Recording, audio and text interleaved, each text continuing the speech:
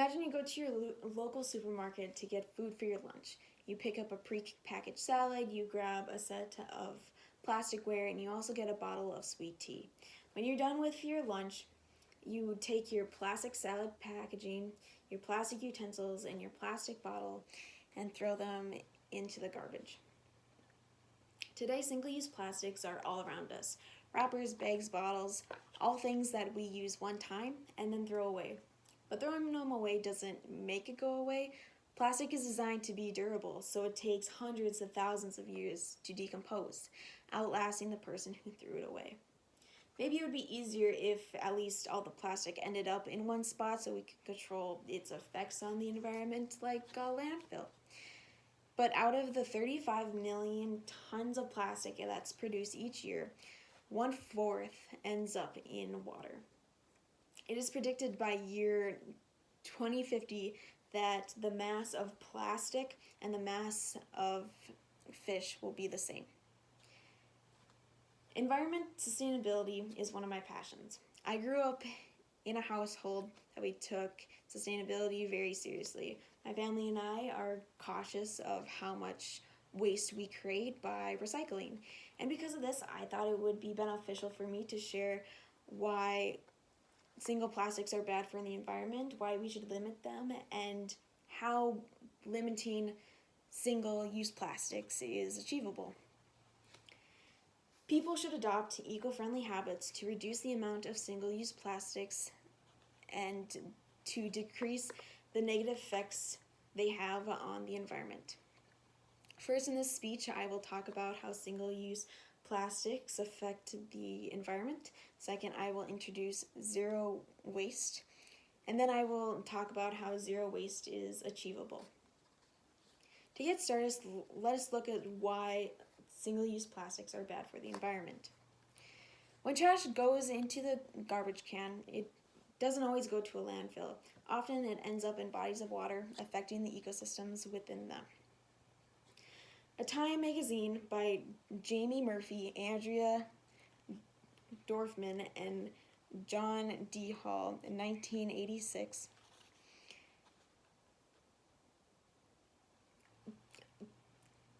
The magazine is about a biologist, Stuart Pfeiffer, and his co-workers that work at the U.S. Fish and Wildlife Service. The article talks about the dangers of plastic in oceans. Animals can get entangled up in trash and they won't be able to move and they won't be able to find food. Animals can't always tell between plastic and food, so when they eat the plastic, it can actually cause ulcers in their digestive tract, or it can also block it and lead food not being absorbed or digested. Now, plastic isn't only harmful for animals who confuse it with food, but plastic can also change into form of microplastic.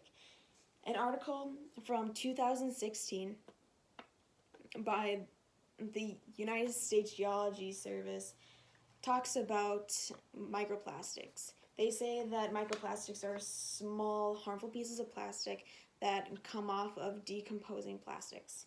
And they studied over 100 water samples from 29 rivers, and all samples from the 29 rivers had microplastics in them. Now, microplastics can lead to digestive and reproductive problems in animals, and it can possibly cause those problems in humans too.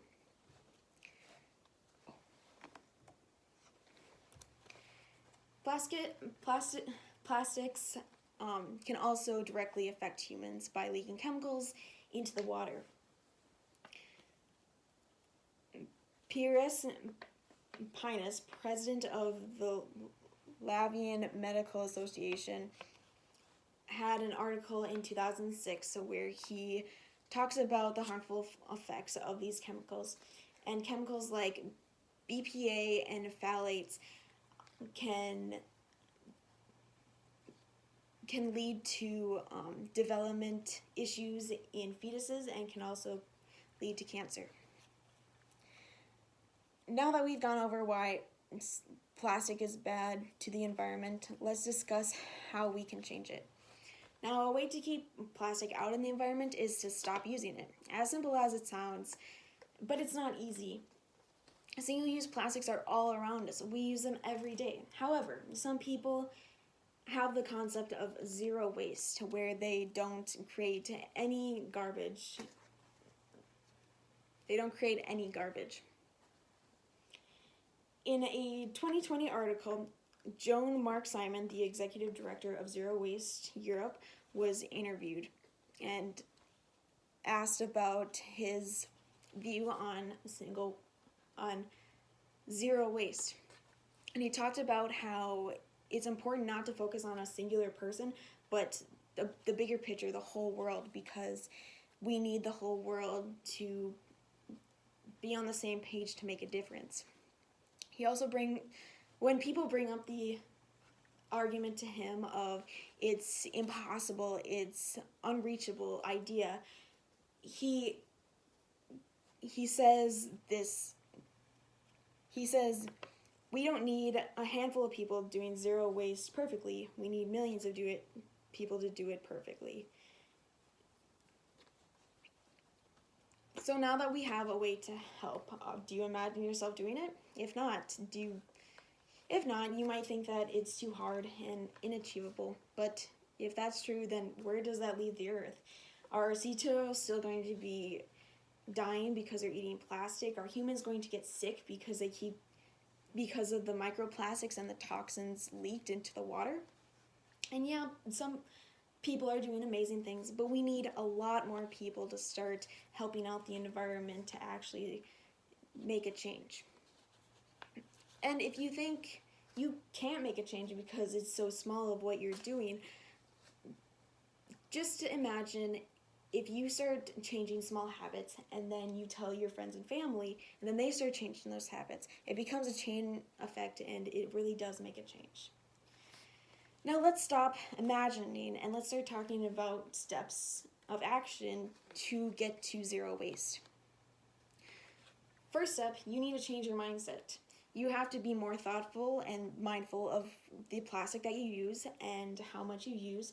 And you can also think about when you throw a single-use plastic away, where is that going? And that'll help motivate you to keep thinking about it. Second, we can start changing our habits.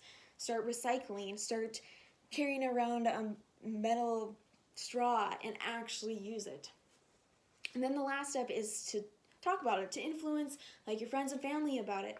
Because if you start talking about it, they might not do it right away. But if you keep talking about it, they're going to think it's important, and then they're going to start changing their ways. And we have steps that you can take now. Now, what's a review of this speech? To decrease the negative effects plastic has on the environment, people should change habits to more sustainable habits. I first talked about how the environment is harmed by single-use plastics, and then I talked about zero waste, and then I talked about how zero waste is achievable. Now, it may be difficult to start at first, but just follow the 3 steps,